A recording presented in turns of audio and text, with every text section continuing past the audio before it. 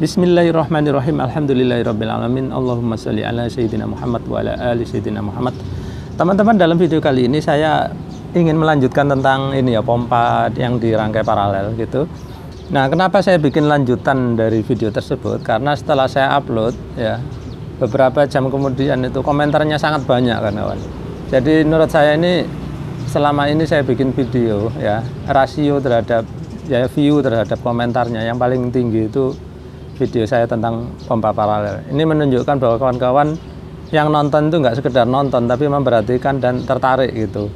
Nah, sebetulnya ini bukan istimewa ya kawan-kawan. Seperti pendapat siapa itu, akun Mas Yusuf Setiabudi itu, beliau bilang ini biasa di dunia industri. Ya saya setuju, memang biasa. Cuman saya mau bawakan ke tingkat perumahan ya, dimana kawan-kawan bisa mempraktekannya di rumah gitu. Terutama yang punya kos-kosan segala macam. Nah, kemudian oh ya, kawan-kawan bisa lihat di channelnya Mas Yusuf Setiabudi. Ini beliau cukup, menurut saya sangat berpengalaman dengan perpipaan dan perpompaan gitu ya, terutama sumur dan pompa gitu. Silakan kawan-kawan lihat channel beliau, mudah-mudahan bermanfaat.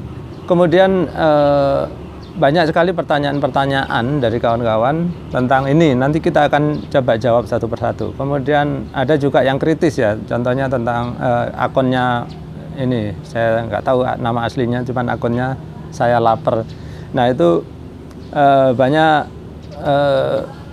hal-hal baru yang mungkin kadang itu saya terlewatkan gitu ya.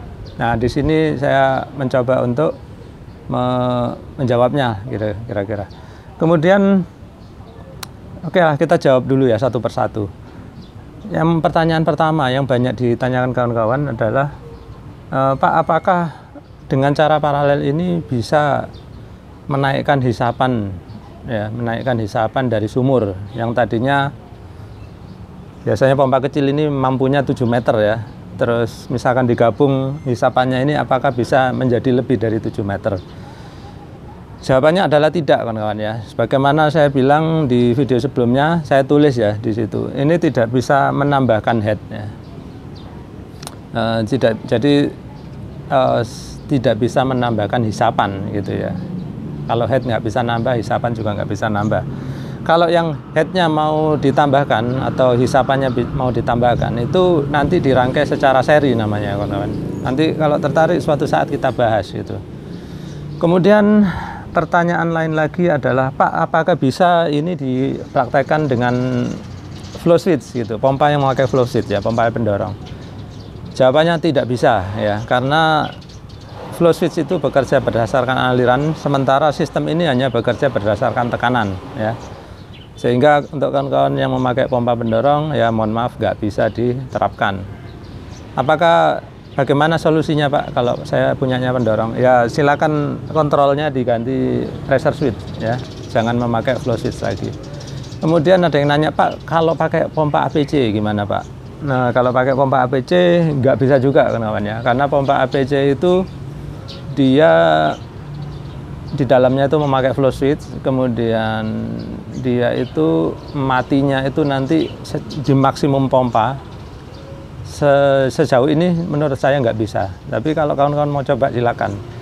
Secara teori yang ada di kepala saya sih, saya pikir nggak bisa pakai APC, harus pressure switch ya. Kemudian oke, yang pertanyaan Mas siapa itu yang katanya bagaimana kalau dibuka satu, Pak, gitu, apakah pompanya jalan dua-duanya atau bisa hanya satu saja? Ayo kita buktikan aja ya. Baiklah, di sini bisa dilihat ya kawan-kawan. Yang tuasnya hijau itu adalah ball valve, terus di sana ada keran-keran lagi. Nanti kita akan coba, saya buka dulu yang keran ball valve-nya. Dari sini kelihatan ya kira-kira ya. Perhatikan ya nanti berapa pompa yang nyala, apakah satu persatu, apakah dua-duanya sekaligus. Bismillah.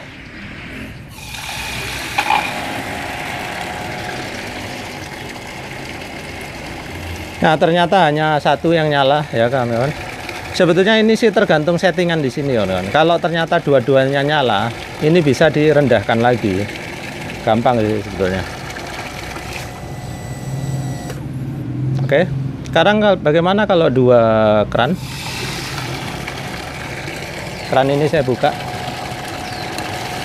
Nah, pompa kedua baru ikut menyala.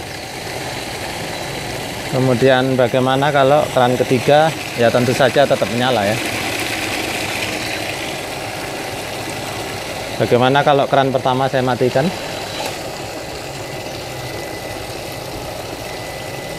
Nah, rupanya dua keran ini yang tipe keramik ini bisa dilayani dengan hanya satu pompa saja ya kan.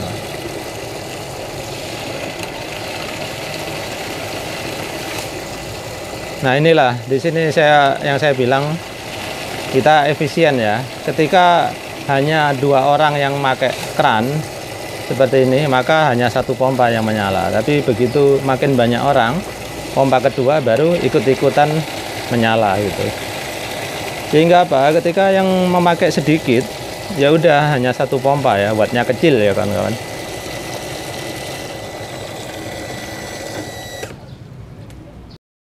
Nah, itu tadi kawan-kawan sudah melihat hasil percobaan kita. Ternyata memang bukaan satu keran, dua keran, dan tiga keran itu berpengaruh terhadap apakah pompa itu berjalan satu atau dua. Sehingga sistem paralel ini sesuai dengan harapan kita, ya kan? Nah, kemudian selanjutnya saya ingin menjawab tentang komentar Mas siapa ya, tapi akunnya namanya Saya Lapar. Nah, beliau cukup kritis, saya senang sekali sehingga bisa lebih berkembang diskusi kita ya. Nah, beliau menyebutkan bahwa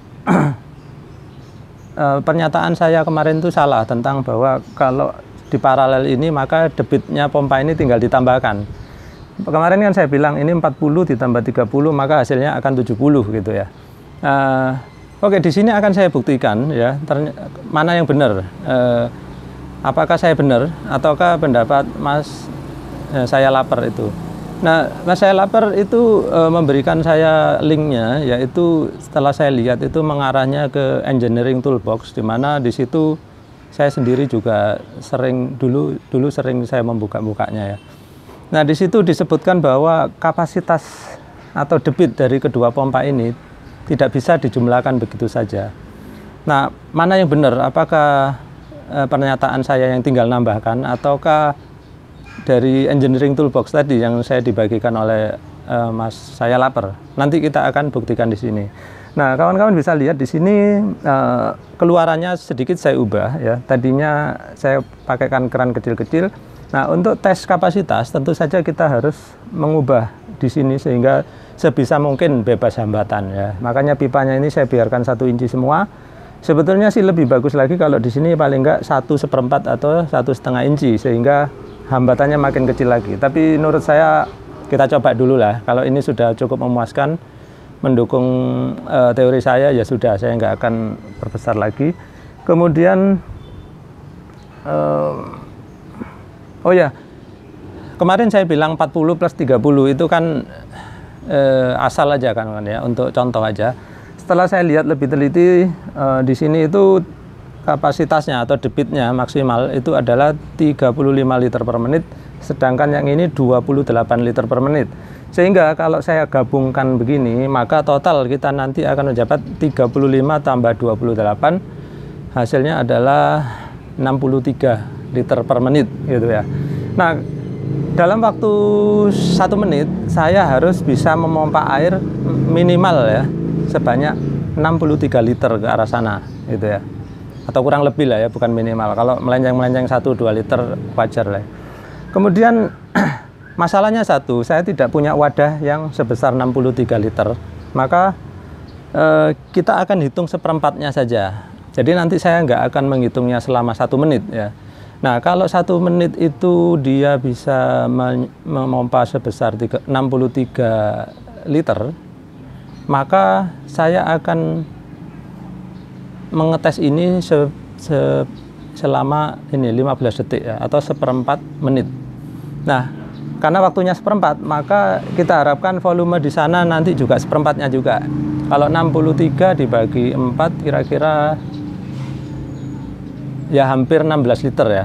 Jadi kalau nanti kita dapat di sana minimal 15 liter, harusnya bisa diterima lah ya, 15, apalagi bisa 16 ya sudah, nggak usah banyak pertanyaan lagi gitu ya. Ayolah kita buktikan aja sekarang ya. Nah, agar kawan-kawan tahu, maka di sini kita perlihatkan dulu Q ya. Ini Q ini kapasitas atau kubiknya apa namanya? Debitnya ya, maksimal 28 liter per menit. Kemudian yang sini teman-teman bisa lihat 35 liter per menit ya. Jadi sudah sesuai dengan yang saya bicarakan tadi. Yuk kita tes.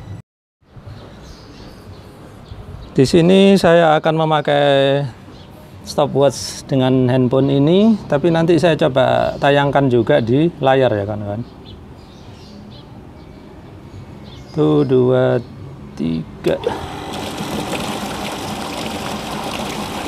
Kita tunggu sampai 15 detik.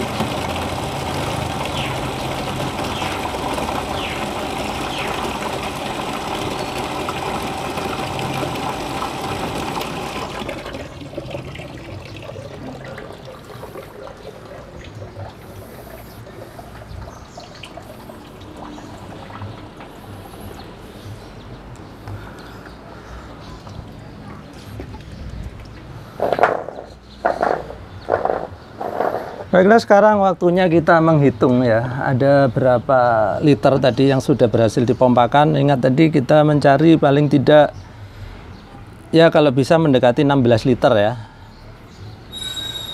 Oke, terus agar nggak lama-lama ya kawan-kawan, saya ini punyanya saya kebetulan takarannya setengah liter.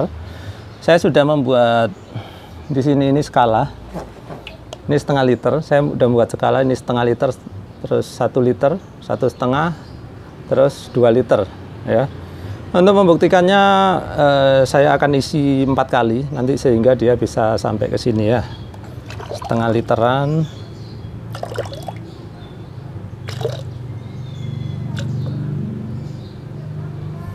Satu.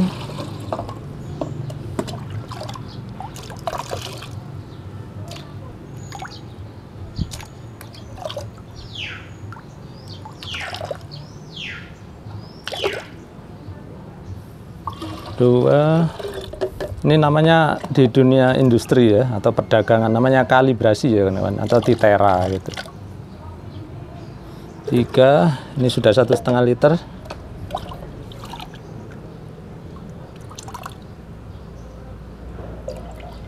4. Ya kira-kira ini ya kawan-kawan, pas di leher sini. Ini adalah 2 liter. Sehingga nanti kita akan, kalau ini harapan kita 16 liter, maka kita menyendoknya 8 kali ya.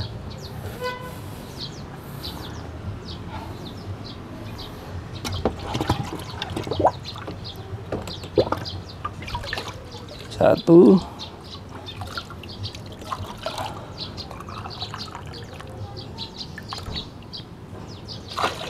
Sudah 2 liter ya. 1.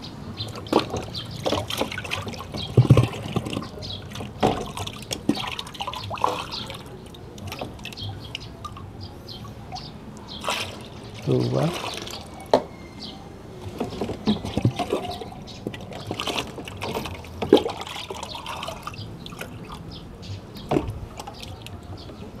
3.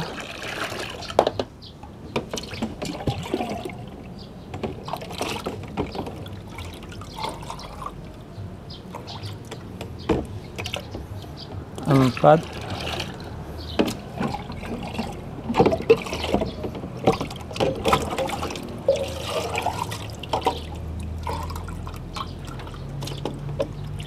5.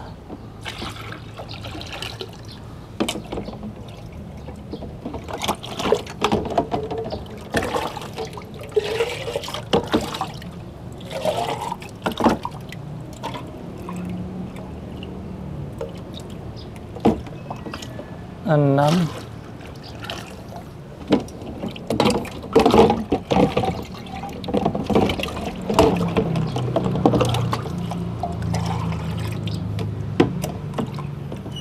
7. 8.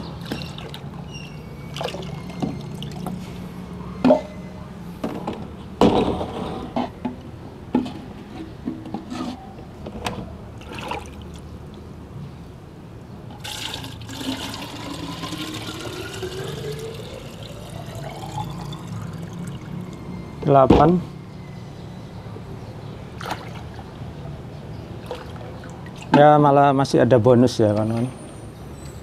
Ya saya bilang melenceng-melenceng 1 liter itu wajar ya. Oke, sudah dapat kesimpulan ya kawan-kawan. Baiklah, itu tadi ya kawan-kawan.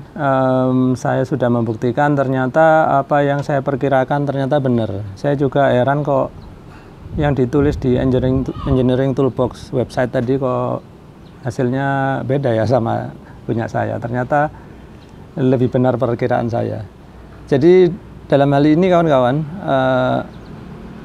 sesuai kemarin pendapat Mas Yusuf Setiabudi ya, beliau bilang bahwa nggak selalu yang orang bule itu benar gitu ya. Kadang-kadang bisa juga yang dari kita itu yang benar. Dan nyatanya hari ini saya buktikan tadi lebih benar teori saya gitu ya.